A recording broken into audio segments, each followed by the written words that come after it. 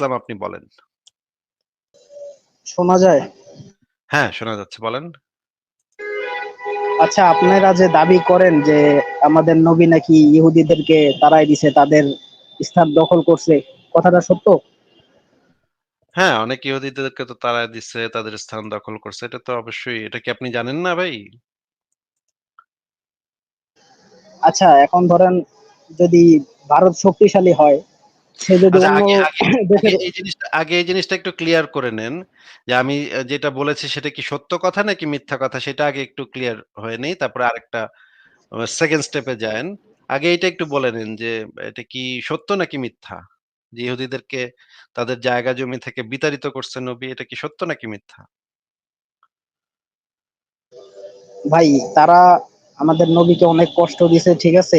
তো না, না, না। মানে কষ্ট প্রতিশোধের। কষ্ট ক সেটা তো আপনি একটা কারণ বললেন যে এই কারণে বিতাড়িত করছে। হ্যাঁ? কিন্তু বিতাড়িত যে করছে কি করে নাই, আমরা তো সেটা নিয়ে এখন কথা বলতেছি। মনে করেন আমি আপনাকে জিজ্ঞেস করলাম, "ভাই আপনি কি গরুর মাংস খান?" আপনি বললেন যে, "না, আমি গরুর মাংস খাই না।" অথবা আপনি আপনি বললেন, "আমি গরুর মাংস খাই।"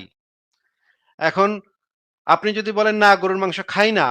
তারপর যদি বলেন, "ভাই আমি তো গরুর মাংস খাই না, খালি দুপুরবেলা খাই ভাই। হ্যাঁ? খালি দুপুরবেলা খালি আমার অনেক ক্ষুধা লাগলে তখন খাই। কিন্তু খাই না। গরুর মাংস খাই না কিন্তু দুপুরবেলা ক্ষুধা লাগলে আচ্ছা, খাই।" ঠিক আছে, আপনার কথা এটা কি? মানলাম, শুনেন। ইহাদুল ইসলাম সাহেব, একটু আমার কথাটা শুনে নেন, আমার কথাটা শুনে নেন। আপনি তাইলে তার মানে হচ্ছে আপনি গরুর মাংসটা আসলে খান, কিন্তু মানে একটা ইয়া আছে যে দুপুরবেলা ক্ষুধা লাগলে খান। ঠিক আছে, অসুবিধা নেই, দুপুরবেলা ক্ষুধা লাগলে খান, ঠিক আছে। কিন্তু গরুর মাংস যে খান এই তথ্যটা তো সত্য নাকি? জিহাদুল ইসলাম সাহেব, বলেন তো? বুঝি নাই, আবার বলেন। আচ্ছা, আবার আরেকটা উদাহরণ দেই। মনে করেন আপনি একটা সরকারি চাকরি করেন, ঠিক আছে? সরকারি চাকরি করেন। এখন আপনাকে আমি জিজ্ঞেস করলাম যে, "জিহাদুল ইসলাম সাহেব, আপনি কি ঘুষ খান?" হ্যাঁ? আপনি বললেন, "না, ঘুষ খাই না। একদমই ঘুষ খাই না। অসম্ভব, আমি ঘুষ খাই না।" তারপর আমি বললাম যে, "কিন্তু ভাই, আমি আপনারে গত সপ্তাহে শুক্রবার মানে বৃহস্পতিবার দিন বিকালবেলা দেখলাম একজনের কাছ থেকে ঘুষ নিতেছেন। বিষয়টা কি ভাই?" আপনি তখন কইলেন, "ভাই আমি মাত্র শুধুমাত্র বৃহস্পতিবারে খাই ভাই। আমি খালি বৃহস্পতিবারে আর মানে সোমবারে খাই। এই ২ দিন খাই। বাদবাকি দিন আমি ঘুষ খাই না।" এখন বৃহস্পতিবার আর সোমবারে যদি আপনি ঘুষ খান, তার মানে তো আপনি ঘুষ খান। নাকি তার মানে আপনি ঘুষ খান না? একটু বলেন তো ভাই? হ্যাঁ, খাই খাই। হ্যাঁ, তার মানে আপনি ঘুষ খান, কিন্তু শুধুমাত্র বৃহস্পতি, শনিবার যেই দিনই আপনি হোক না কেন, কিন্তু ঘুষ তো আপনি খান নাকি? জিয়াদুল ইসলাম সাহেব? হ্যাঁ ভাই, ঠিক আছে। তার মানে তো এই তথ্যটা তো সত্য না যে আপনি যদি বলেন আমি ঘুষ খাই না, এই তথ্যটা তো সত্য না, তাই না? যেই বারই খান না কেন, যেই ডেটেই খান না কেন, খান তো নাকি? হ্যাঁ, হ্যাঁ। আচ্ছা, এখন আমাদের আলোচনাটা হচ্ছিল মুহাম্মদ ইহুদিদেরকে বিতাড়িত করছে নাকি করে নাই? হ্যাঁ? এখন আমি বলতেছি বিতাড়িত করছে। আপনি বলতেছেন বিতাড়িত করে নাই। আপনি আসিফ ভাই, আপনি কেন বলতেছেন বিতাড়িত করছে?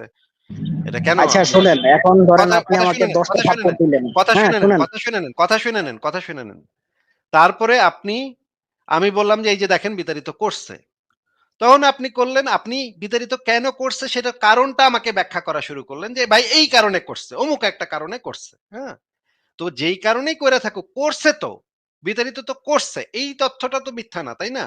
জিয়াদুল ইসলাম সাহেব, আপনি এইটা একটু বলেন তো যে বিতাড়িত করছে কি করে নাই? এই তথ্য ২ টার মধ্যে কোনটা সত্য? করছে নাকি করে নাই বলেন তো?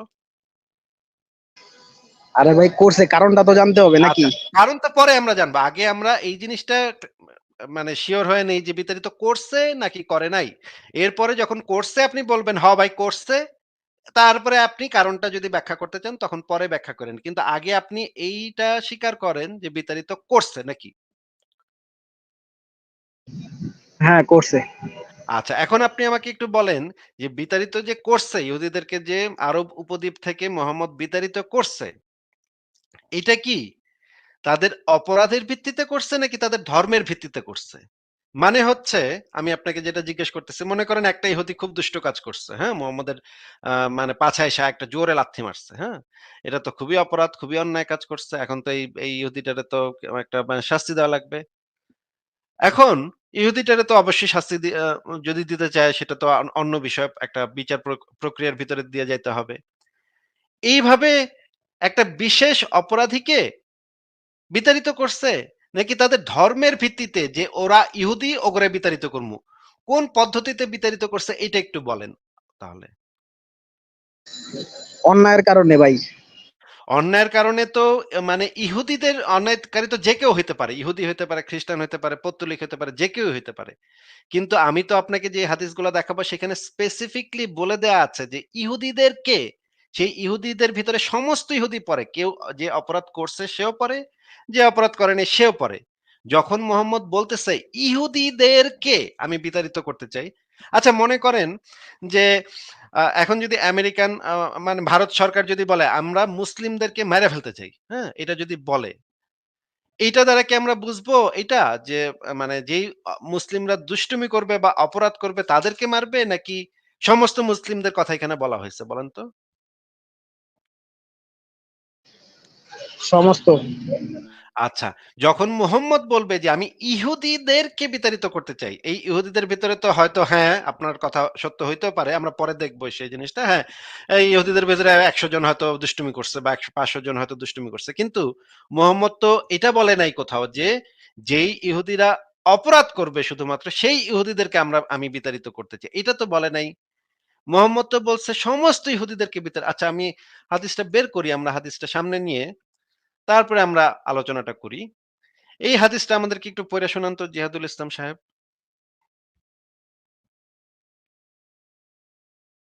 জিহাদুল ইসলাম আপনি আনমিউট করে এই হাদিসটা একটু জোরে, জোরে পড়েন আমাদেরকে পড়ে শোনান।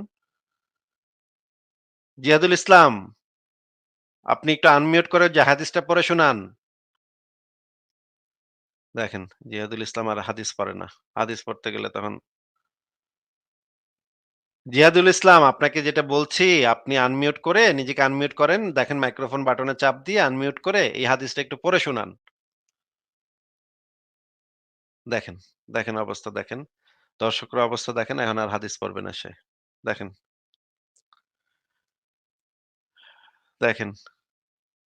জিহাদুল ইসলাম আপনাকে জিজ্ঞেস করছি, আপনি কি শুনতে পাচ্ছেন? দেখেন সে কিন্তু আছে, স্টেজে আছে কিন্তু কথা বলতেছে না। জিহাদুল ইসলাম আপনাকে দেখেন চলে গেছে।